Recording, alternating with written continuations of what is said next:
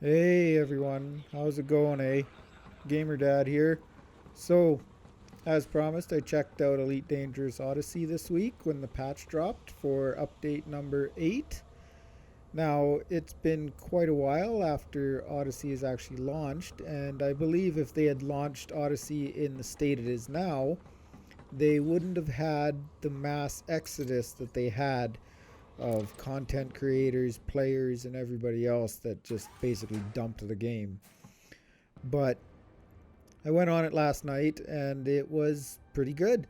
I drove around. I went to a couple space stations. I was actually looking for some upgraded suits without actually chasing the engineering grind. But I actually enjoyed it. The graphics looked way better. The lighting is way better for sure. Coming up on my fleet carrier when it was first released, all the way up until the last patch. The lighting just didn't look right coming off of my fleet carrier, and it just wasn't right. But everything looks pretty crisp now. Everything looks pretty nice now. I drove, I flew around Colonia. That's where I'm at right now. So I actually went to a stellar phenomena and went in there, and those are looking pretty good.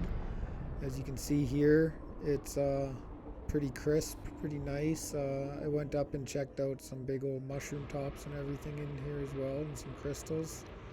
And yeah, everything's looking nice. I don't. I really wish.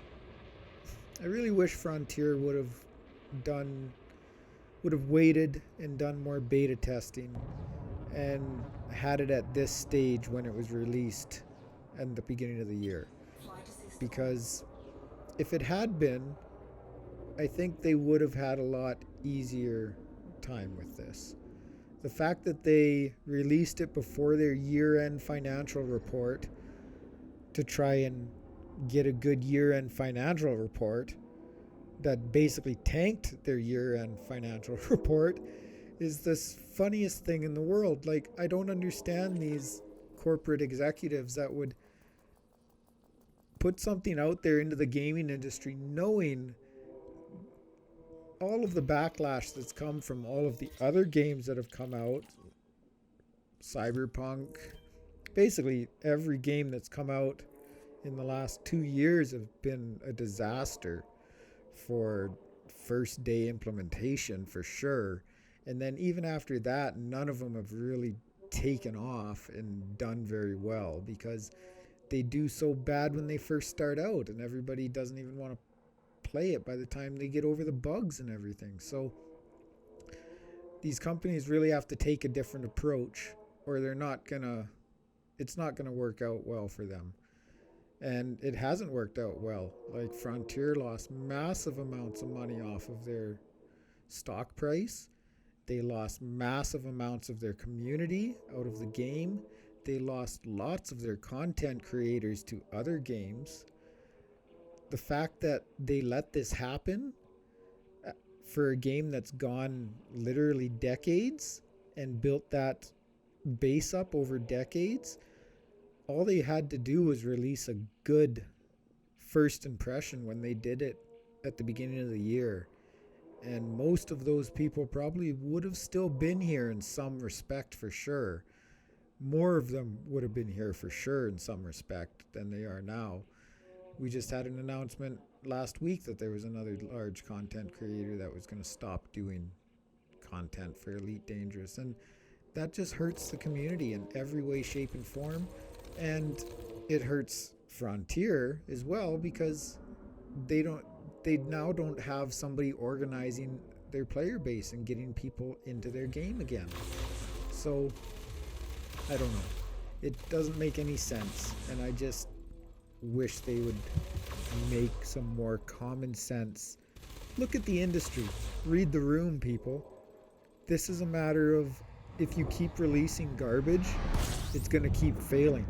And if you let it fail, you're going to be losing tons of money. But that's the problem, is they get pre-orders and they don't lose tons of money on it. They usually get to break even or even make money even when they put out a failure.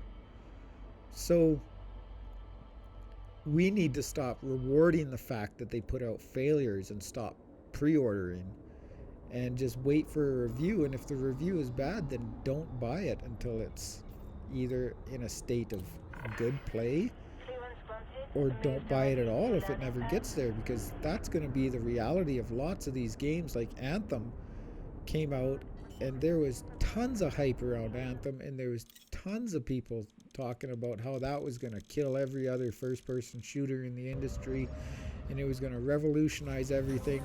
And then it dies within like a year and a half, and it's literally dead. Developer says, no, we're not even going to try to revive it anymore. We're just going to kill it and move on to the next thing.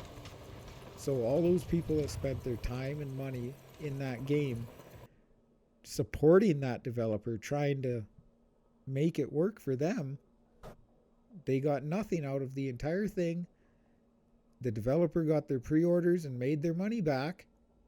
Not as much as they would have liked, and they would have definitely liked to keep that IP going, most likely. But when they don't even put in the effort after the fact, what's the point? So, I don't know. I just wanted to give Frontier credit for this, because this is looking pretty good now. I hope it keeps improving. I hope they keep expanding on it, and I hope they get the first-person gameplay better.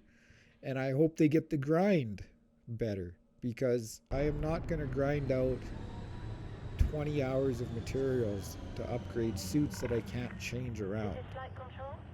If I can't change engineering perks on something, if I can't change suits, if I can't change weapon loadouts, and I have to build everything from scratch every time I do it, there's no way that is a respectful of your time and investment. Because if you spend 20 hours farming materials for guns for one suit engineered to max, I just don't understand how that benefits anybody. Make the game more accessible, make the game less of a grind, and you'll get way more people playing it. I guarantee it. Have a good one, everyone. Thanks for having me. See you later.